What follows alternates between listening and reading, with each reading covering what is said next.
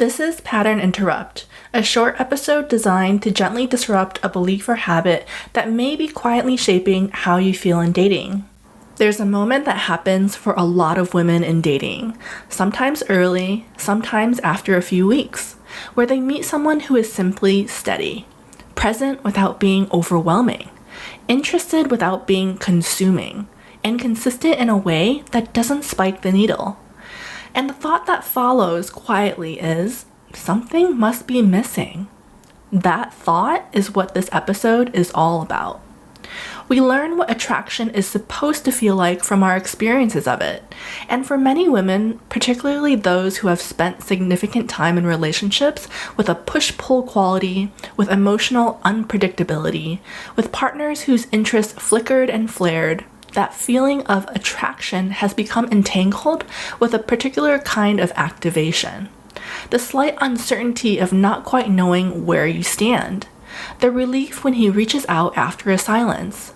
The heightened attention that comes from feeling just slightly out of reach.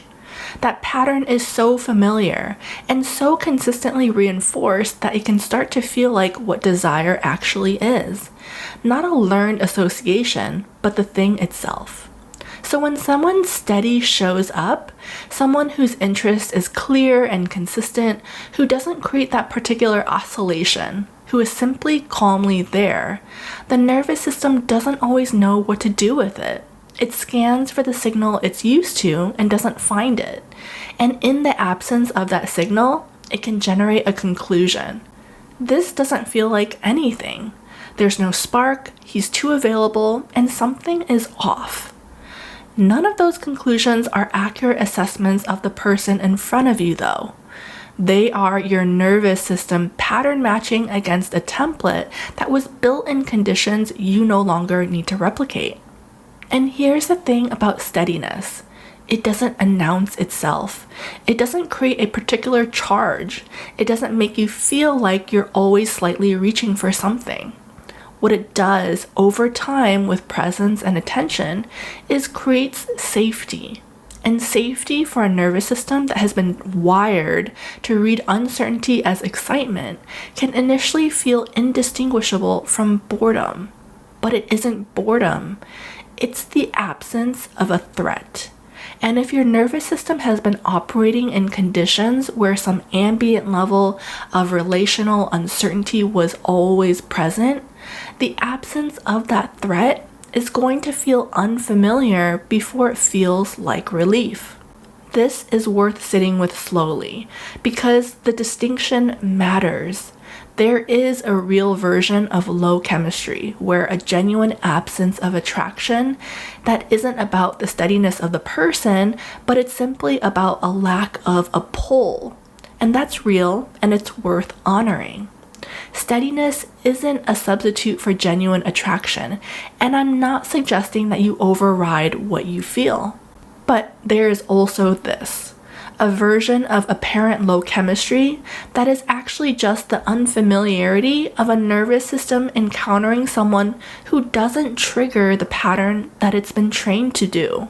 And those two things, genuine absence of attraction and unfamiliarity with steadiness, can feel nearly identical from the inside, especially early on.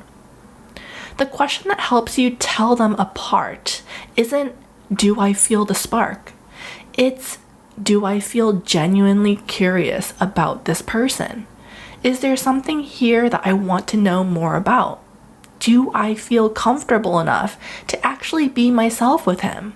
Or does the absence of a charge also come with a genuine absence of interest? Curiosity and comfort are quieter than activation, but they are not lesser. They are, in fact, what attraction built on a stable foundation actually feels like in the early stages. Not a charge, a draw, gradual, genuine, and growing. Steady doesn't mean boring. It means that he's not using uncertainty as a currency. It means that you don't have to manage your anxiety about where things stand, because where things stand is clear. It means that the energy that you used to spend monitoring, interpreting, and waiting is now free for something else, for actually being present with him, for noticing whether you genuinely like who he is. Some of the most profound relationships begin with this quieter quality, not with fireworks, but with a slow recognition that you feel like yourself here, that the conversation is easy, that you left feeling better than when you arrived, that there's something worth returning to. And that's not a consolation prize. That's the beginning of something real. And the pattern that this episode interrupts is the equation of activation with attraction and steadiness with absence. What steadiness is actually offering you is the conditions in which real attraction, the kind that grows rather than spikes and fades, and where it has room to develop. That's not nothing. That might be everything.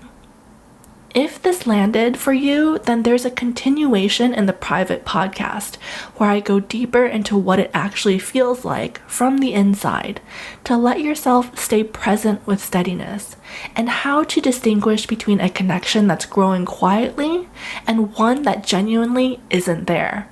And that's waiting for you in the show notes. This episode is complete as it is. Stay steady, and I'll see you next time.